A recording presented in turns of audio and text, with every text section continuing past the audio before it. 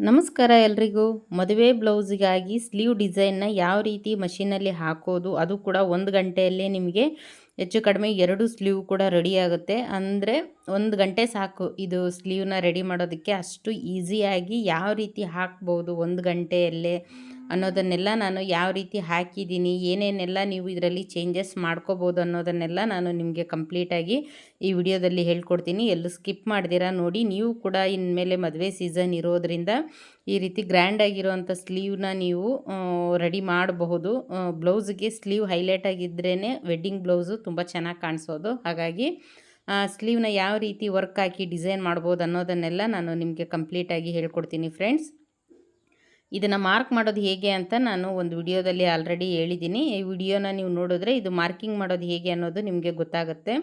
ನೋಡಿ, ಇದರಲ್ಲಿ ನಾನು ಯಾವುದನ್ನೇ ಆಯಿತು ಹಾಕೋದಕ್ಕೆ ಕಷ್ಟ ಇರೋವಂಥದ್ದು ಯಾವುದೂ ಇಲ್ಲ. ಬರೀ ನಿಮಗೆ ಲೀಫ್ ಬಂದರೆ ಸಾಕು, ನೀವು ಆರಾಮಾಗಿ ಈ ಡಿಸೈನ್ನ ಹಾಕ್ಬೋದು. ನೋಡಿ, ಈಗ ನಾನು ಏನು ಮಾರ್ಕ್ ಮಾಡಿದ್ದೀನಲ್ಲ, ಅದಕ್ಕೆ ನಾನು ವೈಟ್ ಕಲರಲ್ಲಿ ಸಿಲ್ಕ್ ಥ್ರೆಡ್ಡಲ್ಲಿ ನಾನು ಇದಕ್ಕೆ ಲೀಫ್ನ ಹಾಕ್ತಾಯಿದ್ದೀನಿ. ಲೀಫ್ ಹಾಕ್ತಾಯಿದ್ದೀನಿ ಅಂದ್ರೂ ಯಾವ ಥರ ಹಾಕ್ತಾಯಿದ್ದೀನಿ ಅಂದರೆ, ನಾನು 0 ಇಂದ ಬಂದಿಲ್ಲ, ಇದಕ್ಕೆ ನಂಬರ್ 2ರಿಂದನೇ ನಾನು ಲೀಫ್ನ ಹಾಕ್ತಾಯಿದ್ದೀನಿ. ಇದರಲ್ಲಿ ನಿಮಗೆ ಸ್ಯಾರಿ ಮ್ಯಾಚಿಂಗು ಯಾವುದಿರುತ್ತೆ ಅಂತ ನೋಡಿಕೊಂಡು ಆ ಕಲರ್ನ ನೀವು ಮಿಕ್ಸ್ ಮಾಡ್ಕೋಬಹುದು. ಅದು ಒಂದು ಹೈಲೈಟಾಗಿ ನಮಗೆ ಯಾವ ಕಲರ್ ಹಾಕಿದ್ರೆ ಸ್ಲೀವ್ ಎದ್ದು ಕಾಣಿಸುತ್ತೆ.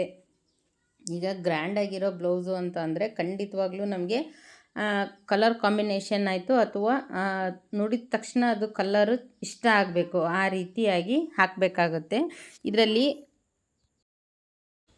ಯಾವುದೇ ಆಯಿತು ನೀವು ಕಲರ್ನ ಚೂಸ್ ಮಾಡಿ ಸ್ಯಾರಿಯಲ್ಲಿರೋದನ್ನೇ ನೀವು ಹಾಕಬೇಕಾಗತ್ತೆ. ಇದರಲ್ಲಿ ವೈಟ್ ಕಲರಲ್ಲಿ ಅಲ್ಲಲ್ಲಿ ಸಣ್ಣ ಸಣ್ಣದಾಗಿ ಒಂದೊಂದು ಬುಟ್ಟ ಟೈಪು ಅಂದರೆ ಲೀಫ್ ಬಂದಿತ್ತು. ಹಾಗಾಗಿ ನಾನು ಅದೇ ಲೀಫ್ನ ಇಲ್ಲಿ ಹಾಕ್ತಾಯಿದ್ದೀನಿ ಸ್ಲೀವ್ಗೆ. ಇದು ಏನು ಮಾರ್ಕ್ ಮಾಡಿದ್ದೀನಿ ನಾನು 2ನೇ ನಂಬರಿಂದ ಸ್ಟಾರ್ಟಿಂಗ್ ಮಾಡಿರೋದು. 0 ಇಂದ ಸ್ಟಾರ್ಟ್ ಮಾಡಿದ್ರೆ ಅದು ಒಂಥರ ಲೀಫ್ ಆಗುತ್ತೆ.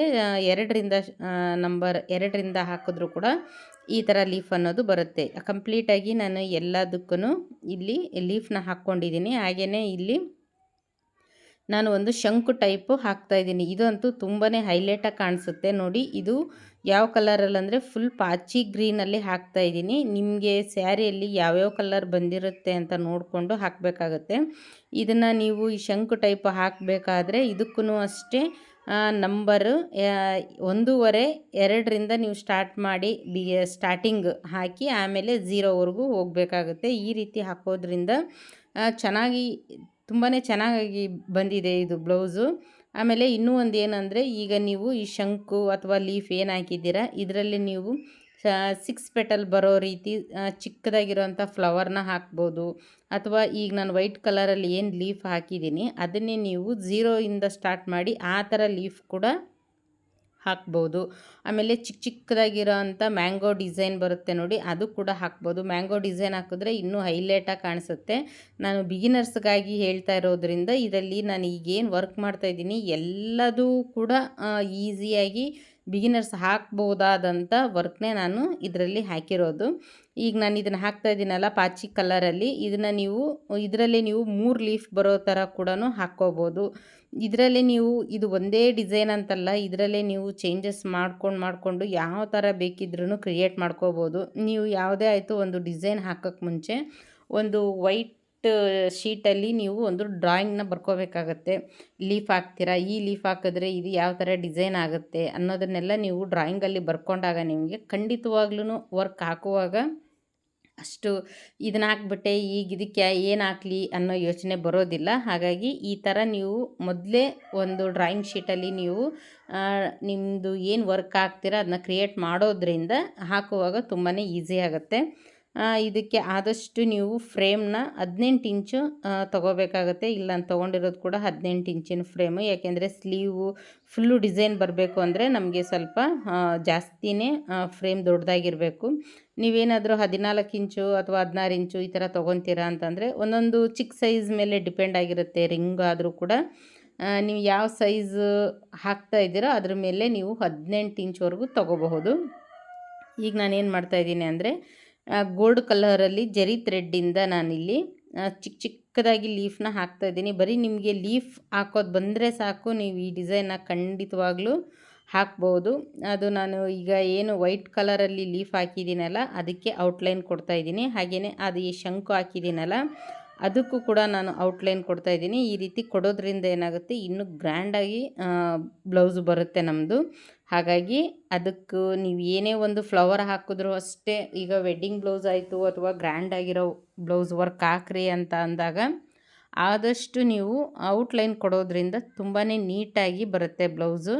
ಇಲ್ಲಿ ನಾನು ಲೀಫ್ನ ತುಂಬಾ ಚಿಕ್ಕದಾಗಿ ಹಾಕ್ತಾಯಿದ್ದೀನಿ. ಆನಂತರ ನಾನು ಏನು ಡಿಸೈನ್ ಮಾಡಿದ್ದೀನಿ ಅದ್ರ ಮೇಲೇ ಜರಿ ಥ್ರೆಡ್ಡಿಂದನೇ ನಾನು ಇದರಲ್ಲಿ ನಂಬರ್ 1ವರೆಗೆ ಲೈನ್ನ ಹಾಕ್ಕೊತಾ ಇದ್ದೀನಿ. ನೋಡಿ, ನೀವು ಅಬ್ಸರ್ವ್ ಮಾಡಿದ್ರಿ ಅಂದರೆ ಖಂಡಿತವಾಗ್ಲೂ ನೀವು ಕೂಡ ಈ ಸಲ ಬರೋ ಅಂಥ ಮದುವೆ ಬ್ಲೌಸಿಗೆಲ್ಲ ಖಂಡಿತವಾಗ್ಲೂ ವರ್ಕ್ ಹಾಕ್ಬೋದು. ನಿಮಗೆ ಬರೀ ಲೀಫ್ ಒಂದು ಹಾಕೋದು ಬಂತು ಅಂದರೆ ಸಾಕು, ಈ ಥರ ಡಿಸೈನ್ನ ಖಂಡಿತವಾಗ್ಲೂ ಹಾಕ್ಬೋದು.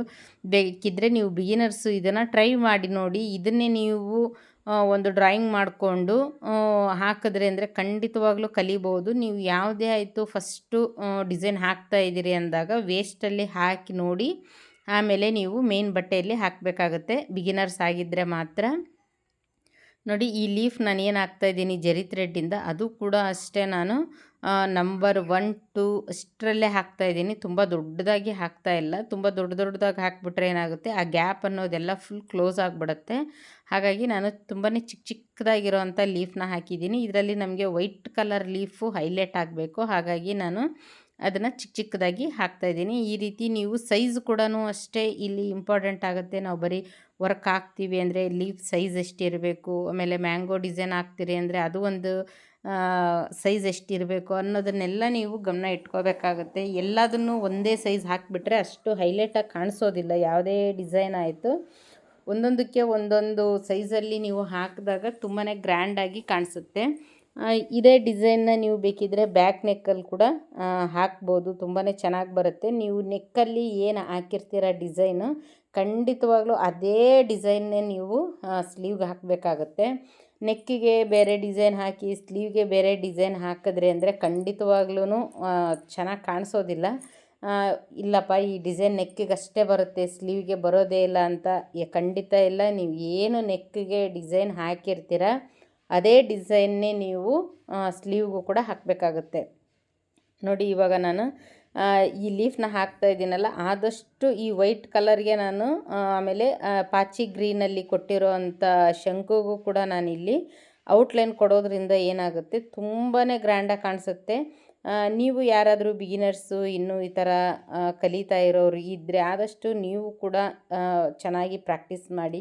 ಎಷ್ಟು ನೀವು ಪ್ರಾಕ್ಟೀಸ್ ಮಾಡ್ತೀರೋ ಅಷ್ಟು ಚೆನ್ನಾಗಿ ನಿಮಗೆ ವರ್ಕ್ ಅನ್ನೋದು ಬರುತ್ತೆ. ನಾನೇನು ಇನ್ನೂ 1 ವರ್ಷನೇನೋ ಆಯ್ತು ಅಷ್ಟೇ ಕಲಿತು, ತುಂಬ ವರ್ಷ ಏನಾಗಿಲ್ಲ. ಆದ್ರೂ ಇಷ್ಟು ಮಟ್ಟಿಗೆ ಹಾಕ್ತಾಯಿದ್ದೀನಿ ಅಂತಂದರೆ ಪ್ರಾಕ್ಟೀಸ್ ಅಂದರೂ ಮಿನಿಮಮ್ ಅಂದರೂ ನೀವು 1 ಅವರ್ ಆದ್ರೂ ಡೈಲಿ 1 ಅವರ್ ಆದರೂ ಪ್ರಾಕ್ಟೀಸ್ ಮಾಡಿದ್ರಿ ಅಂದರೆ ಖಂಡಿತವಾಗ್ಲೂ ನೀವು ಕಲಿಬಹುದು. ನೋಡಿ ಫ್ರೆಂಡ್ಸ್, ಇನ್ನೂ ಒಂದು ಏನು ಅಂತಂದರೆ, ನೀವು ರಿಂಗಿಗೆ ಫ್ರೇಮ್ಗೆ ಏನು ಬಟ್ಟೆ ಫಿಕ್ಸ್ ಮಾಡ್ತೀರಲ್ಲ ಆದಷ್ಟು ನೀಟಾಗಿ ಟೈಟಾಗಿ ಹಾಕಬೇಕಾಗುತ್ತೆ. ನೀವೇನಾದರೂ ಇಲ್ಲಿ ಲೂಸಾಗಿ ಹಾಕಿದ್ರಿ ಅಂದರೆ ಏನಾಗುತ್ತೆ, ಫುಲ್ಲು ನೀವು ಹಾಕಿರೋ ಡಿಸೈನ್ ಎಲ್ಲ ಫುಲ್ಲು ಎಲ್ಲ ಬಟ್ಟೆ ಎಲ್ಲ ಸಿಂಕ್ ಆದಂಗಾಗಿ ಎಲ್ಲ ಡಿಸೈನ್ ಹಾಳಾಗಿಬಿಡುತ್ತೆ. ಅವ್ರು ಹಾಕ್ಕೊಂಡಾಗೂ ಅಷ್ಟೇ ತುಂಬಾ ರಿಂಕಲ್ಸ್ ಟೈಪ್ ಕಾಣಿಸ್ತಾ ಇರುತ್ತೆ. ಆ ಥರ ಎಲ್ಲ ಆಗಬಾರ್ದು ಅಂದರೆ ಆದಷ್ಟು ಫ್ರೇಮ್ನ ನೀವು ಆದಷ್ಟು ನೀಟಾಗಿ ಬಟ್ಟೆನ ಫಿಕ್ಸ್ ಮಾಡ್ಕೋಬೇಕಾಗುತ್ತೆ. ಒಂದೊಂದು ಏನಾಗುತ್ತೆ, ಫ್ರೇಮ್ ಅಂದರೆ ಒಂದು ಕಡೆ ಗ್ಯಾಪ್ ಇರುತ್ತೆ. ಆ ಗ್ಯಾಪ್ ಇರೋ ಕಡೆ ನೀವೇನು ಮಾಡಬೇಕು, ಇನ್ನೂ ಒಂಚೂರು ಎಕ್ಸ್ಟ್ರಾ ಬಟ್ಟೆ ಏನಾದರೂ ತೊಗೊಂಡು ಆ ಗ್ಯಾಪ್ ಇರೋ ಕಡೆ ನೀವು ಹಾಕ್ಕೋಬೇಕಾಗತ್ತೆ. ಆವಾಗ ಏನಾಗುತ್ತೆ, ನಿಮಗೆ ಆ ಗ್ಯಾಪ್ ಇರೋ ಕಡೆ ವರ್ಕ್ ಹಾಕುವಾಗ ಲೂಸ್ ಆಗ್ತಾ ಇರುತ್ತೆ. ನೀವು ಎಷ್ಟೇ ಟೈಟಾಗಿ ಎಳೆದ್ರೂ ಕೂಡ ಒಂದು ಕಡೆ ಅದು ಲೂಸ್ ಆಗ್ತಾನೇ ಇರುತ್ತೆ. ಒಂದು ಸ್ವಲ್ಪ ನೀವು ಅಲ್ಲಿ ಸಪ್ರೇಟಾಗಿ 2 ಇಂಚಷ್ಟು ಬಟ್ಟೆನ ನೀವು ಅದಕ್ಕೆ ಆ್ಯಡ್ ಮಾಡಿದಾಗ ಏನಾಗುತ್ತೆ, ಅದು ಫಿಕ್ಸ್ ಆಗಿ ಟೈಟಾಗಿ ಕೂಡುತ್ತೆ. ಆಗ ವರ್ಕ್ ನಿಮಗೆ ಚೆನ್ನಾಗಿ ಬರುತ್ತೆ. ಆಮೇಲೆ ಬಟ್ಟೆ ಕೂಡ ಎಲ್ಲೂ ನಿಮಗೆ ಸಿಂಕ್ ಆಗೋದಿಲ್ಲ. ನೀವು ಫ್ರೇಮ್ಗೆ ಬಟ್ಟೆ ಫಿಕ್ಸ್ ಮಾಡಿದ್ಮೇಲೆ ಏನು ಎಳಿತೀರ ಬಟ್ಟೆ ಡ್ಯಾಮೇಜ್ ಆಗದೇ ಇರೋ ರೀತಿ ಎಳಿಬೇಕಾಗುತ್ತೆ. ತುಂಬಾ ಒಂದೇ ಸ್ಟಾರ್ಟಿಂಗು ಈಗ ಏನು ಹಾಕಿರ್ತೀರ ನೀವು ಫ್ರೇಮ್ಗೆ ಹಾಕಿದ ತಕ್ಷಣವೇ ನೀವು ಟೈಟಾಗಿ ರಿಂಗನ್ನು ಟೈಟ್ ಮಾಡಿಬಿಟ್ಟು ಬಟ್ಟೆನ ಫೋರ್ಸಾಗಿ ಎಳೆದ್ರಿ ಅಂದರೆ ಖಂಡಿತವಾಗ್ಲೂ ಬಟ್ಟೆ ಡ್ಯಾಮೇಜ್ ಆಗುತ್ತೆ. ನಿಮಗೇನಾದರೂ ಕರೆಕ್ಟ್ ಮೆಥಡಲ್ಲಿ ರಿಂಗ್ಗೆ ನಾವು ಯಾವ ರೀತಿ ಬಟ್ಟೆ ಹಾಕಬೇಕು ಅನ್ನೋದು ನನಗೆ ಕಮೆಂಟ್ ಮಾಡಿ ತಿಳಿಸಿ ಫ್ರೆಂಡ್ಸ್. ಖಂಡಿತವಾಗ್ಲೂ ನಿಮ್ಮ ಜೊತೆ ವಿಡಿಯೋನ ಶೇರ್ ಮಾಡ್ಕೊತೀನಿ. ನೋಡಿ ಡಿಸೈನ್ ಎಷ್ಟು ಚೆನ್ನಾಗಿ ಬಂದಿದೆ ಅಂತ ಅಂದರೆ ಖಂಡಿತವಾಗ್ಲೂ ಎಲ್ಲರಿಗೂ ಈ ಡಿಸೈನ್ ತುಂಬಾ ಇಷ್ಟನೂ ಆಗುತ್ತೆ. ನೀವು ಕೇಳಿದಷ್ಟು ಅಮೌಂಟ್ ಕೂಡ ಕೊಡ್ತಾರೆ ಇದಕ್ಕೆ.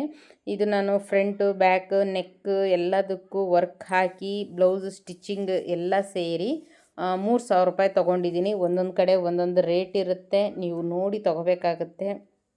ಅಂದರೆ ಇದಕ್ಕೆ ನಾನು ಏನು ಮಾಡಿದ್ದೀನಿ, ಒಂದೊಂದು ಕುಂದನ್ಸ್ ಕೂಡ ಆ್ಯಡ್ ಮಾಡಿದ್ದೀನಿ. ಆ ವೈಟ್ ಕಲರಲ್ಲಿ ಏನು ಬಂದಿದೆ ಲೀಫ್ ಹಾಕಿದ್ದೀನಲ್ಲ ಅದರಲ್ಲಿ ನಾನು ಪಿಂಕ್ ಕಲರಲ್ಲಿ ಕುಂದನ್ನು ಹಾಕಿದ್ದೀನಿ. ಈ ರೀತಿ ಕುಂದನ್ಸು ಎಲ್ಲ ನಾವು ಆ್ಯಡ್ ಮಾಡೋದ್ರಿಂದ ಹೆಚ್ಚಿಗೆ ದುಡ್ಡು ಕೂಡ ತೊಗೋಬಹುದು ಫ್ರೆಂಡ್ಸ್. ಈ ಡಿಸೈನ್ ನಿಮಗೆ ಇಷ್ಟ ಆಯಿತು ಅಂದರೆ ಖಂಡಿತವಾಗ್ಲೂ ವಿಡಿಯೋಗೆ ಲೈಕ್ ಕೊಡಿ. ಇದೇ ಥರ ಮತ್ತಷ್ಟು ಡಿಸೈನ್ಗಳನ್ನ ನಾನು ನಿಮ್ಮ ಜೊತೆ ಶೇರ್ ಮಾಡ್ಕೊತೀನಿ.